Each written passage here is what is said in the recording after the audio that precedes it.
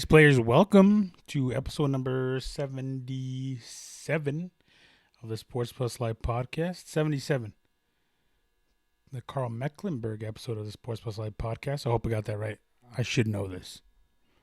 My name is Edgar, Mr. AKA Rodriguez, and as you can tell here, we have a couple things to talk about, especially on this podcast coming up this weekend. First and foremost, Anderson Silva. This could be Anderson Silva's last fight. Anderson Silva's last fight because he's going to retire. And I know it's going to put up a GOAT edition of MMA GOAT edition. And I'm working on a basketball GOAT edition. And that's what I have in the works right now. So look out for that. But I wanted to wait now because Anderson Silva obviously should be mentioned in those discussions. Where should he be ranked? I mean, he came in, tore it up. He did this, he did that. He'll be fighting this weekend against Uriah Hall, which is a very exciting matchup for me. I don't know how everyone else feels about it, but we'll see. We're going to talk about that. We're also going to talk about NFL Week 8. Is it 8 already? Ooh. Let me take a look here. NFL Week 8. It is. I can't believe we made it this far. Halfway through the season almost. We are going to talk about boxing. Boxing is popping off this weekend too, so that's very exciting.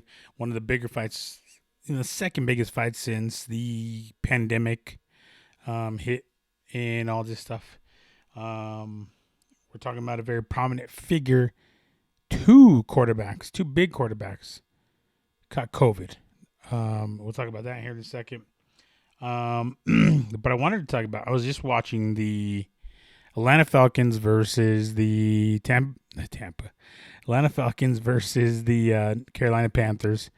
It was very sloppy. Ended up being a little bit better than I thought it was going to be. I don't even remember what the score was. 25-17 Falcons. It was interesting to say the least. Matt Ryan, I don't know. It was very sloppy. They ended up losing Calvin Ridley. The Falcons did like in that third or fourth quarter. I can't remember. Even Teddy Bridgewater got knocked out in the fourth quarter for a little bit. Ended up coming back, but ended up throwing the game-ending interception. Threw it right into triple coverage. It looked bad. But Falcons got their second win of the year, which is pretty good, I guess. I mean, they've lost some heartbreakers. I mean, I think, let me take a look here. I want to see this real quick, though, before we get going. Lost to the Seahawks 38-25. Cowboys 40-39. That should have been a win for them. Lost to the Bears 30-26. Lost to the Packers 30-16. Lost to the Panthers earlier 23-16. They beat the Vikings 40-23 and lost to the Lions 23-22. So you're that Lions, that Cowboys games, there's two dubs right there. And then you could probably even put in that which one was it? The one they lost by the Bears game too. I mean, that's within a possession, 4 points. I mean, you're just like a couple possessions away from this season being a different season. There's something missing, though. Yeah, you guys added Todd Gurley in the offseason, and he actually, I mean, it doesn't seem like he's contributed, but if I'm not mistaken, I think he leads the league in rushing touchdowns. If I'm not mistaken. Let me see here. I'm going to have to look up stats. No, that's not what I want.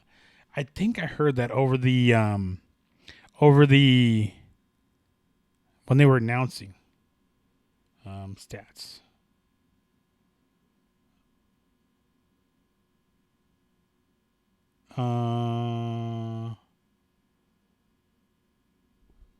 That's not what I want. Is it this one? No. I want to see. I can't let this go. Rushing.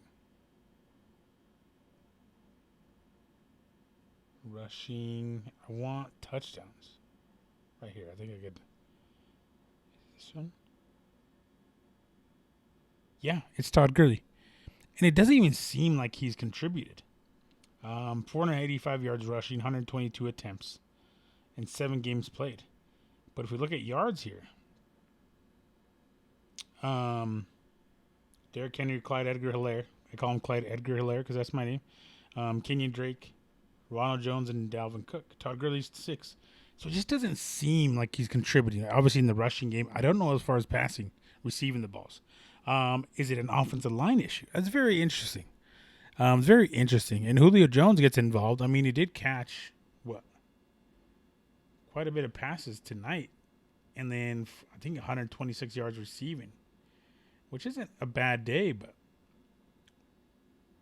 I don't know. Plus, he was hurt a game or two.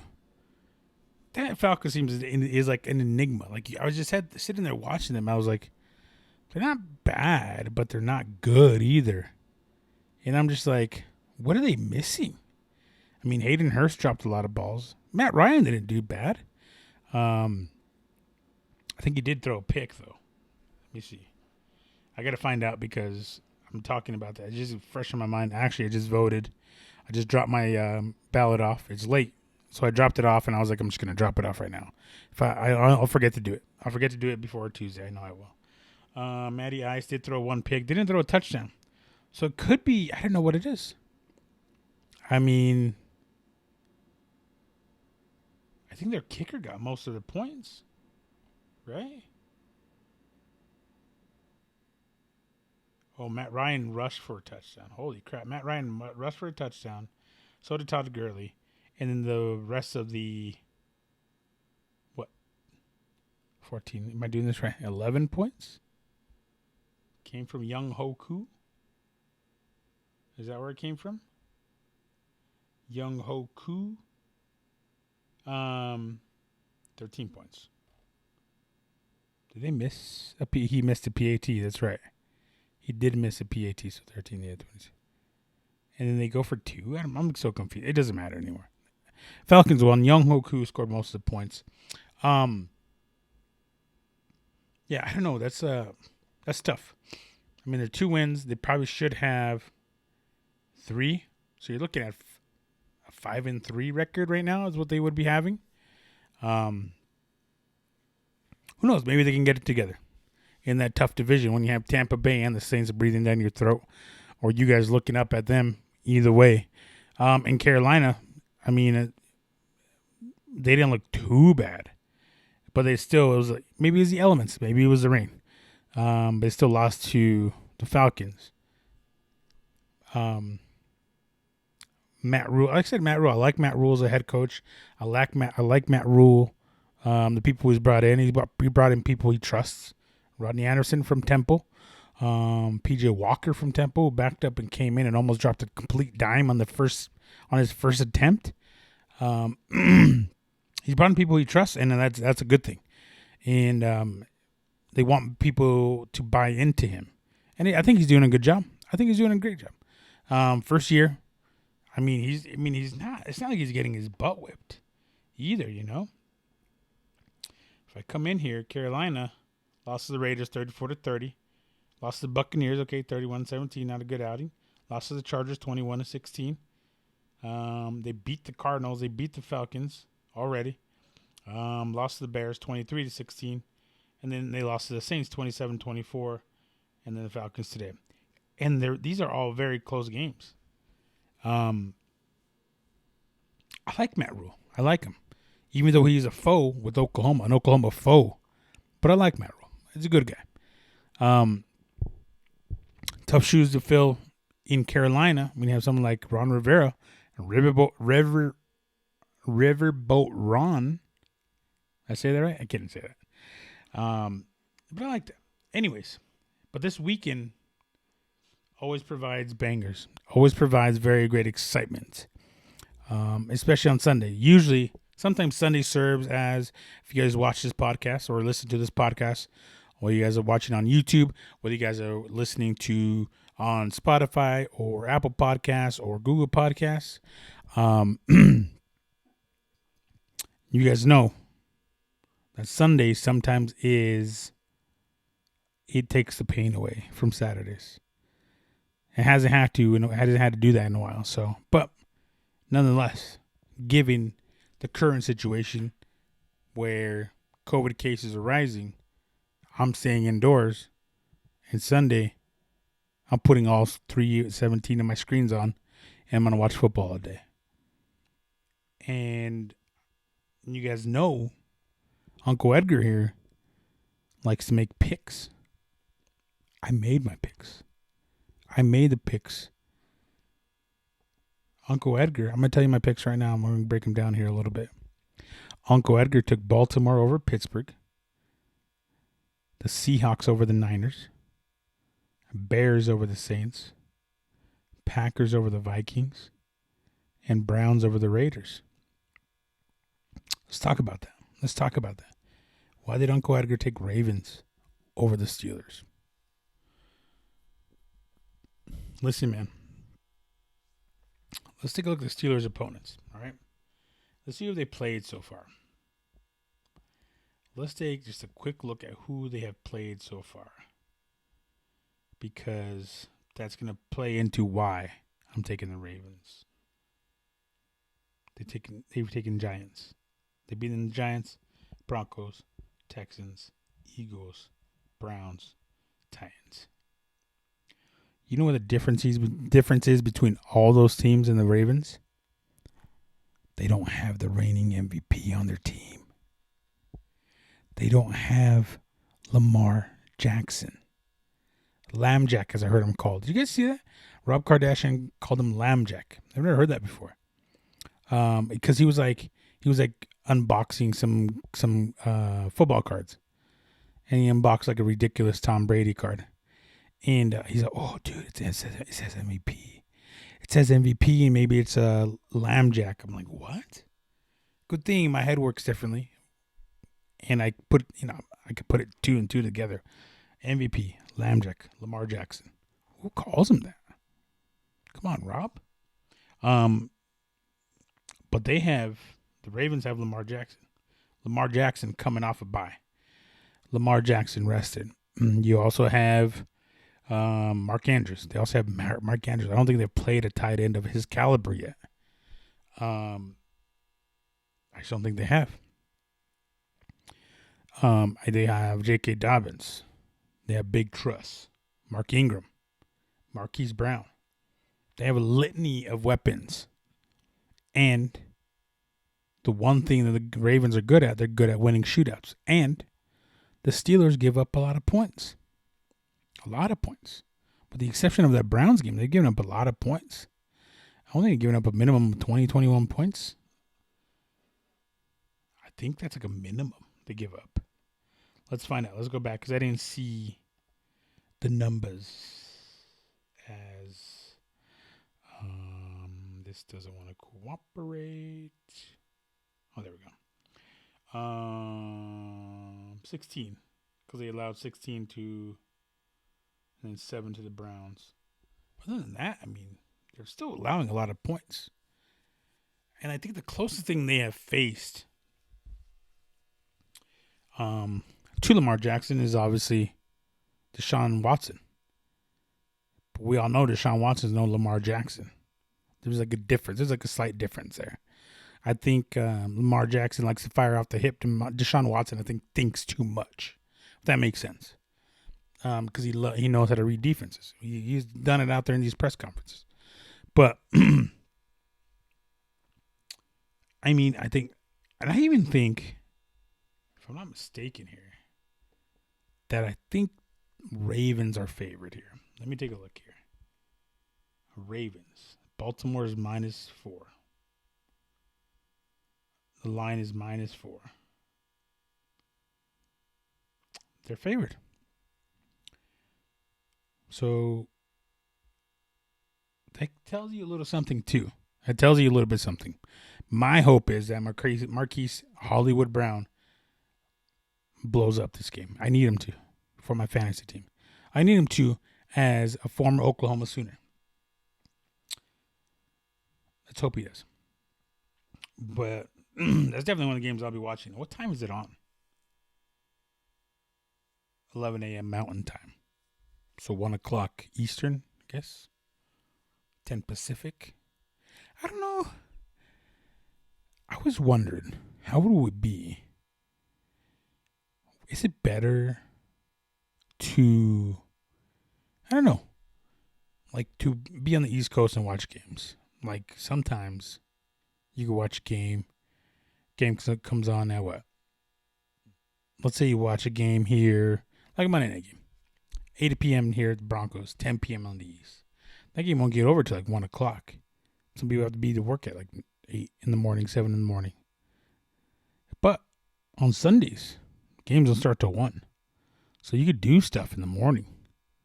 And then, just lounge out the rest like in the afternoon. Get shit done on Sundays. And then just chill the rest of the afternoon. But in the West Coast, though, it's earlier. 10 a.m. And then you're done by 10 a.m. And then 1 a.m. And then you're Gucci for a little bit. And then football. And then you get to bed early and wake up early. I don't know which one I'd want. I don't know which one I want. I've always wondered that. How it would be on the East Coast. Because I've been to the East Coast. I mean, I don't think I've ever been Eastern time, if I'm thinking about it. Because I have been to Florida. But there's different time zones in Florida, which I believe are central, I think. Doesn't matter. I've always wondered that. Just thinking out loud is what I'm doing. Just a little bit thinking out loud. Anyways. Just shut up. It's Halloween coming up. I was going to dress up. This is as close to Halloween as you can get. This orange hat with the black. Shout out to Billy Mansfield for getting me this. Orange with the black. And I don't know. I'm just not in the Halloween mood. Halloween's never been like my holiday. Like if I'm giving it if I have a holiday, it's Christmas. That's me all day. All day. And Christmas will start November 1st. I don't give a shit what anyone else thinks. 2020, there's no more rules. Christmas starts November 1st. Not even Thanksgiving. And I'm a Thanksgiving guy. My birthday's on November 27th. The day after Thanksgiving. Sometimes it falls on Thanksgiving. Christmas is just top dog, you know? It's just top dog. I don't care what you say. Moving on. We're I don't have a lot of time. It's late. I'm tired. Seahawks over Niners, obviously. You're taking dangerous Russ. You're taking that whole team. They're going to be without Chris Carson, so you're going to have Carlos Hyde moving in. Carlos Hyde, who else? I don't remember the other backup. But obviously, monster DK Mac. Speaking of Halloween, speaking of monsters, DK Metcalf is going to be out there chasing little kids down. So watch out, all right? If you see a big old grown, what is he, 6'3", 6'4", chiseled, 220, 230, just run the other way. Just run the other way. Niners still depleted. They did beat the Patriots, and they beat the Rams. So they're kind of on a two game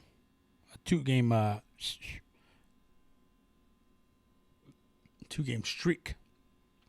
You know, I'm not gonna do it.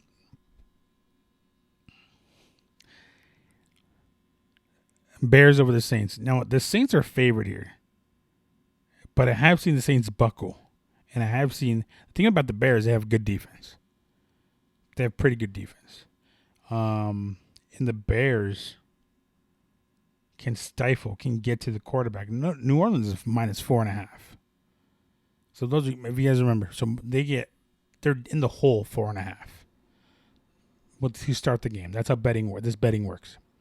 There's a spread, money line, there's a bunch of different, but they're in the hole 4.5 points. They have to win by 5 points or more for that to cover. So if you bet the Saints minus 4.5, they have to win by 5 points or more. So the other way around, if you bet the Bears to win plus 4.5, they get 4.5 points. And they can lose as long as it's in between at least as long as you're not over 4.5 points. Got that? Got that. But I mean, they played some tough teams. I mean, the Colts got away with one. Rams last week. I mean, that boring game on Monday. Not last week. It was like Monday.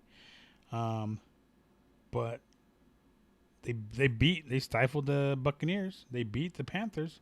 They are 2-0 against that division right now. And can they make it 4-0? Let me see if they play. What is it? It goes Panthers, Buccaneers, Saints, and Falcons. I don't think they play the Falcons. It doesn't look like they do. They go undefeated against that division this weekend, and I think they'll do it because with the Saints, I mean, Breeze has thrown very well, played very well, but he's also shown some inconsistencies as well. Inconsistencies. Hasn't thrown the ball very well. What is there? Okay, never mind. But Drew Brees getting up there in age, puppy. And Big Dick Nick is coming into town. Watch out. Watch out. Don't forget about another scary guy, Khalil Mack. Khalil Mack is a very scary dude. And he can beat up anybody on this planet. Anybody. If he wanted to. I would, in a street fight, I would take John Jones, Khalil Mack, Aaron Donald, and DK Metcalf. I would even take John Jones' brothers. Those guys are tough, but like I'm taking those dudes. You know what I'm saying? I'm not taking Vontaze Burfict. Vontaze Burfict would he needs the pads. I feel like Khalil Mack. Have you ever seen Khalil Mack? You guys Google Khalil Mack right now. That is I'm moving on. I'm getting scared thinking about it.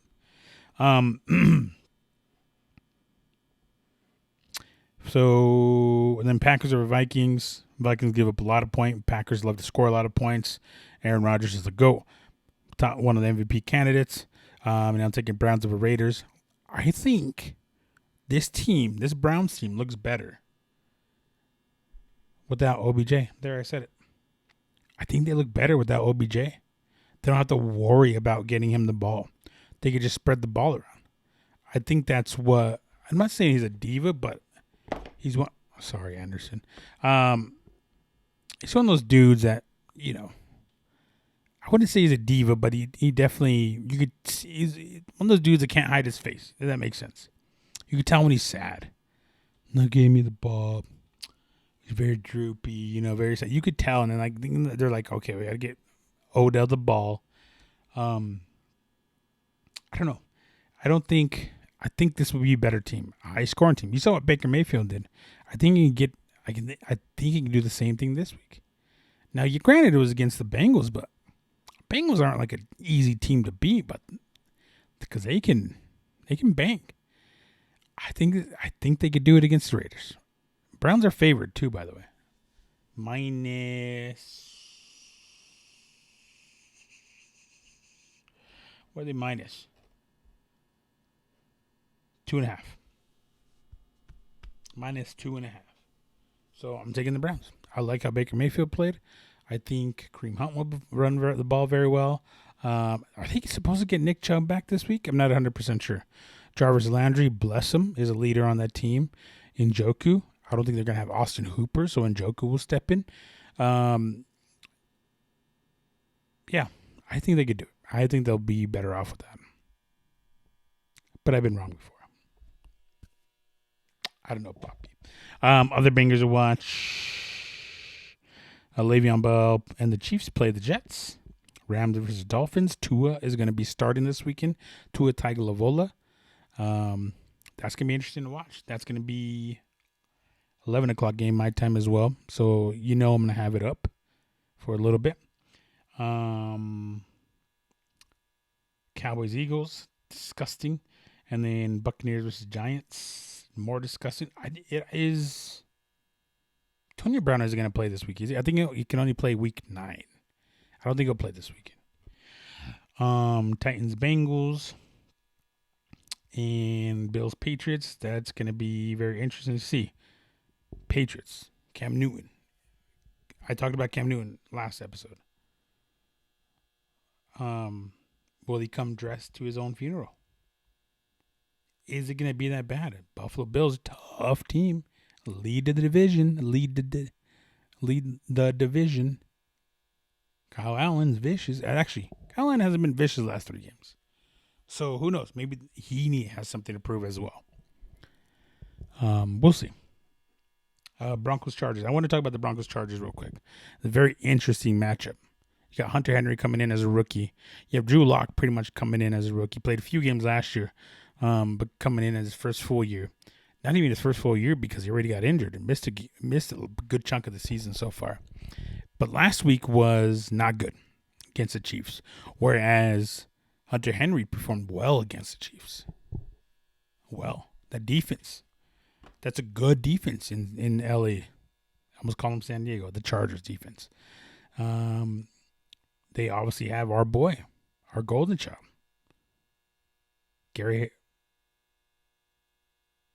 Chris Harris Jr. I almost called him Gary Harris. Chris Harris Jr. Chris Harris Jr. They have our boy. What's his name? Marvin Ingram.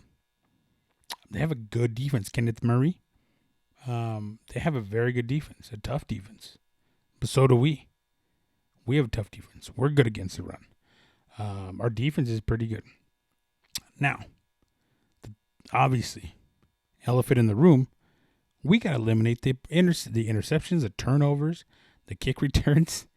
That's something we have to do as a team to win this game. We have to do it.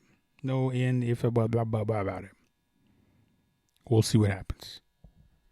Broncos. Be Broncos for life. It's supposed to be still a little cold. Actually, it's going to be about 60. Not bad. Not bad. Not a rainstorm. It's crazy how Colorado works. I mean, the snow's almost melted. It's like gone now. And we hit a storm. We had like 7-8 inches. Something crazy like that in like a matter of, like Thanos. Like Thanos took half the fires out with the snow. That's it. I did want to talk about real quick before I get into UFC fights. COVID. Sunshine caught COVID. Trevor Lawrence, the golden boy, caught COVID-19. Tested positive for COVID-19. We'll be out 10 days. We'll have to isolate 10 days. Which is, and then I think also the Wisconsin, where's it out here? Quarterback got COVID.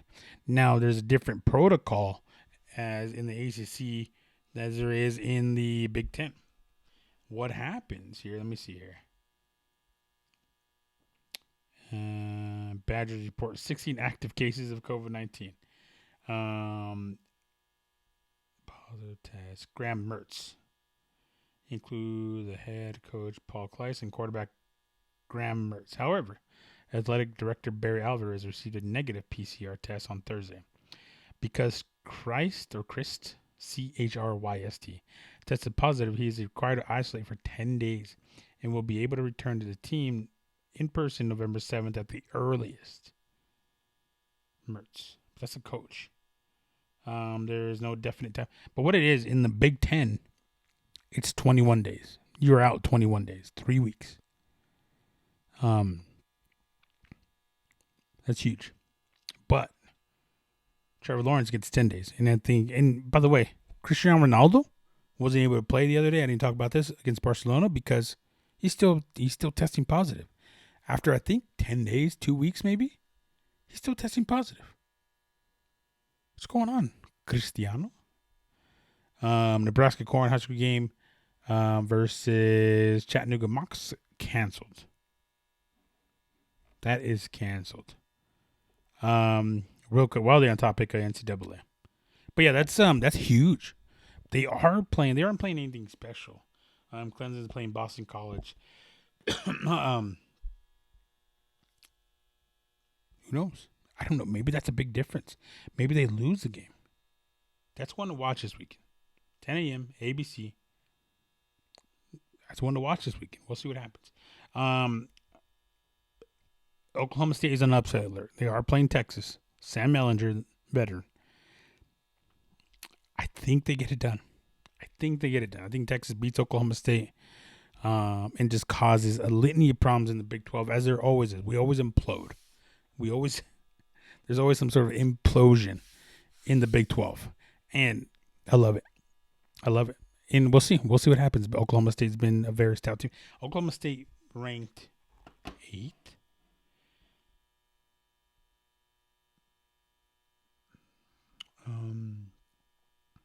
It's a night game. I just saw it. By the way, Ohio State plays Penn State. That's gonna be bigger game than the Oklahoma State Texas. Where is it? I just saw it. Oh, there it is. Texas, Oklahoma State, 6th in the nation. Oklahoma State's upset alert.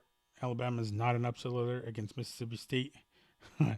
Florida versus Missouri. North Carolina versus Virginia. Always a tough game. Oklahoma versus Texas Tech. You could see a high-scoring game again. It's just what it is. That's how you see Mike Leach with Mike Leach when you had Cliff Kingsbury. It's always a high-scoring game against Texas Tech. So you guys you want action? That's what you watch. If you don't want action, go do Guardian, go shovel snow. I don't care what you do. I'm just giving you heat. I'm just giving you that. You know what I'm saying? But anyways, UFC Fight Night. The GOAT Anderson Silva, one of the GOATs, Anderson Silva versus Uriah Hall. This is interesting. Uriah Hall has provided one of the best knockouts you have ever seen in your life, but hasn't really provided a whole lot more since then. I think he lost to the finals to Ultimate Fighter finale to Kevin Gastelum, I think. And then really hasn't done a whole lot. He lost to Paulo Costa. Let me pull him up here.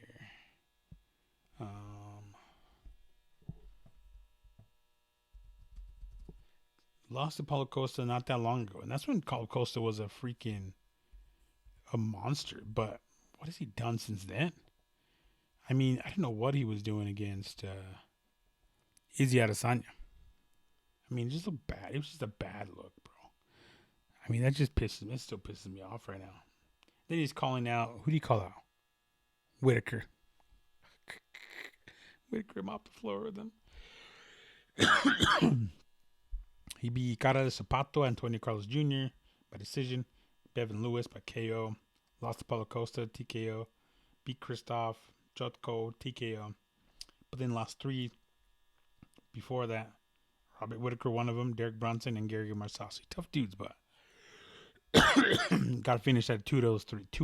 Got to finish 2 of those 3. He did beat Gegard Mousasi by flying knee. Well, I don't remember that. Holy shit. I'm going to rewatch that back. Lost to Rafa Natal, split decision. No one should ever lose to Rafa Natal. But he did have that knockout. I'm trying to think of... It doesn't say. It's not on here, but he had that knockout against Adam something. If you've never seen that, look up Uriah Hall. KO. And I'm sure it's going to bring it up. It was just spinning, spinning hook kick. And just caught him flush. And that dude was out for a good few minutes. 5 minutes maybe. And he was moaning on the ground. He's like he was like dead. I thought he was dead. Everyone else thought he was dead. Everyone's like, holy shit, that was a great knockout. Everyone's like, oh shit, he's not getting up. He is dead. For show. He's dead for show.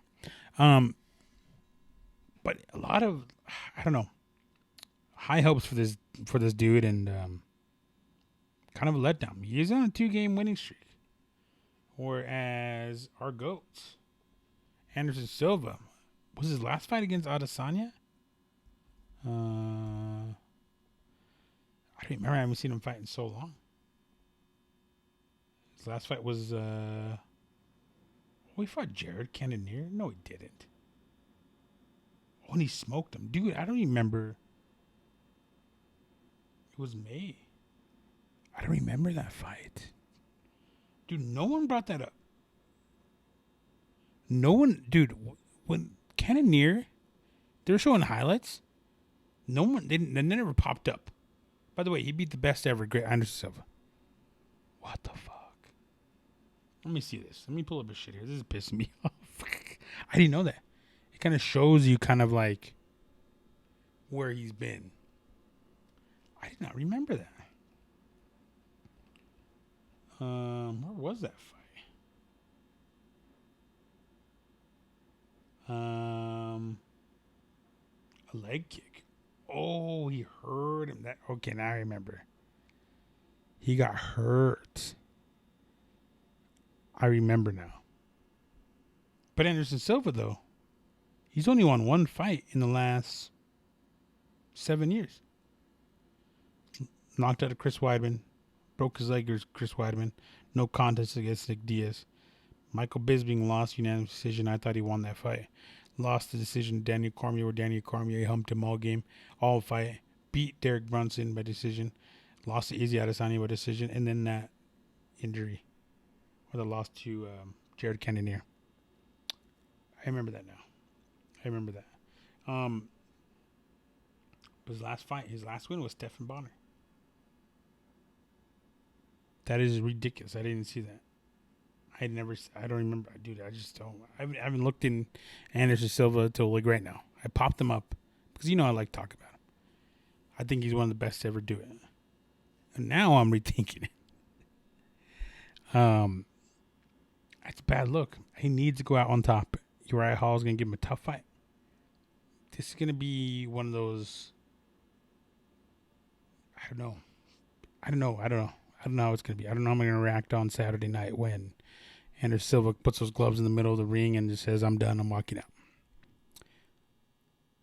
Because he's been a part of a lot of things. If you guys don't remember, he's been a part of, that Chael Sonnen fight was amazing.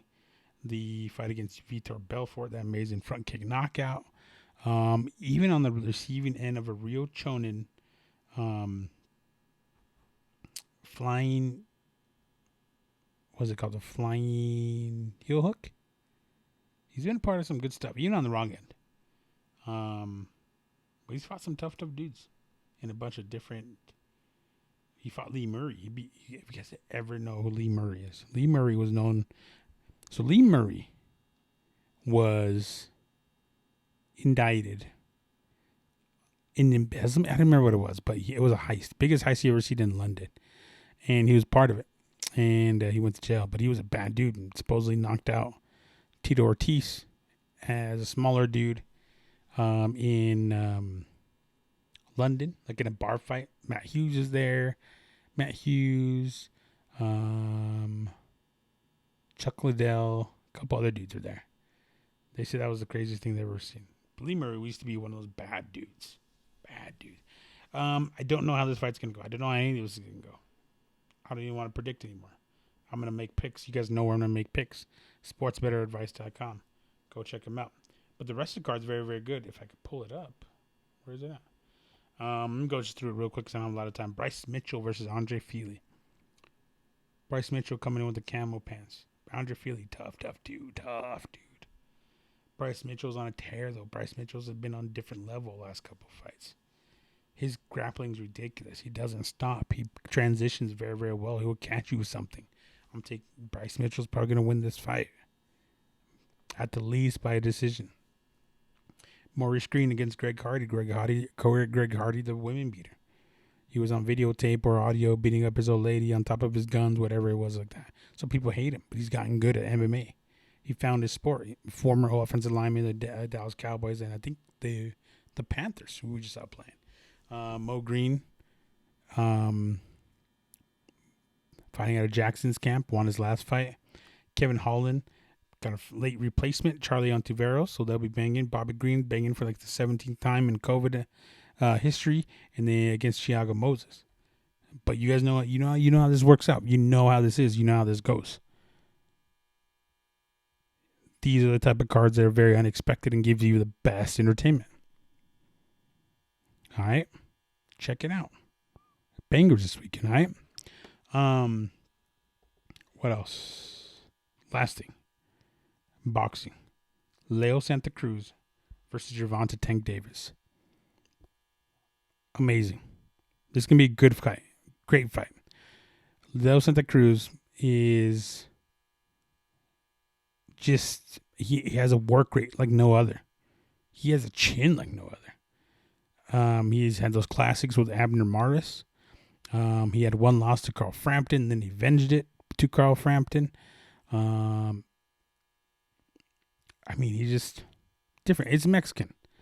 It's that classic Mexican versus black fighter.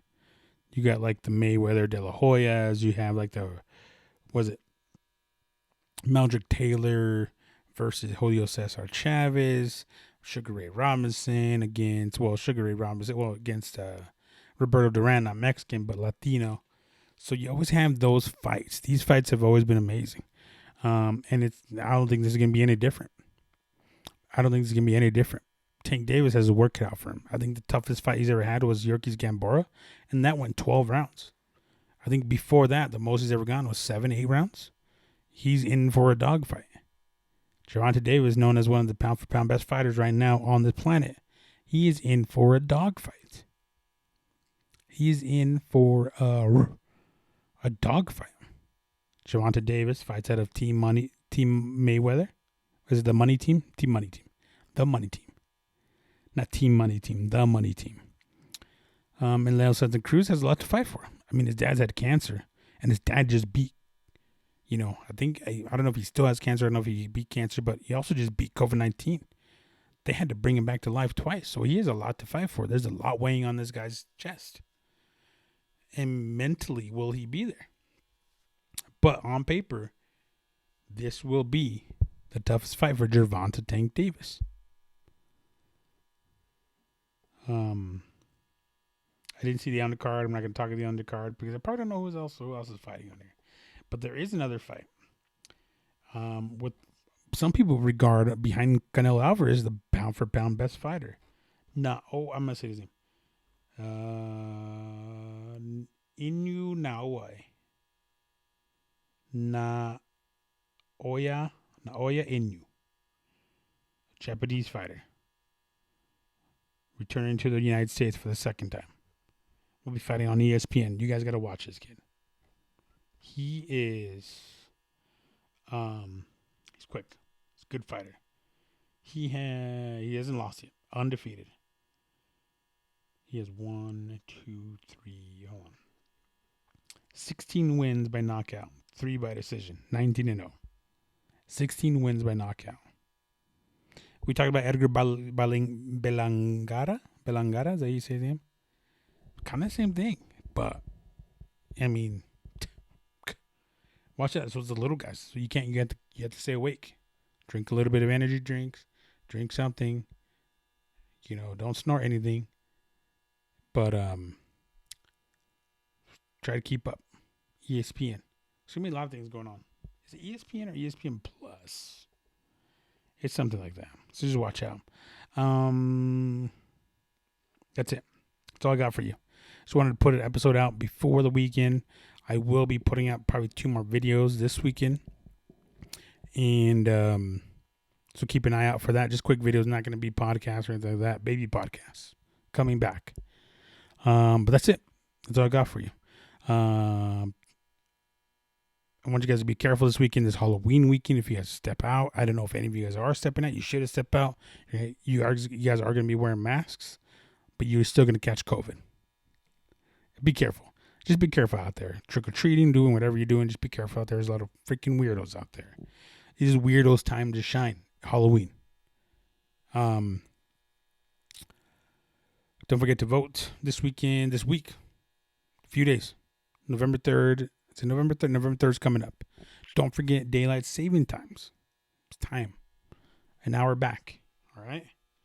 An extra hour of 2020. Don't be scared of it. No se agüiten. No pasa nada. I'm trying to think if I forgot anything. No. That's it. Enjoy the weekend. I love you guys so much. Thank you guys so much. Thank you guys so much for tuning in. Sports with Life Podcast, episode number 77. Take care of each other. Don't forget to vote. And I love y'all. And I will see you guys on the next one, episode number 78. Late.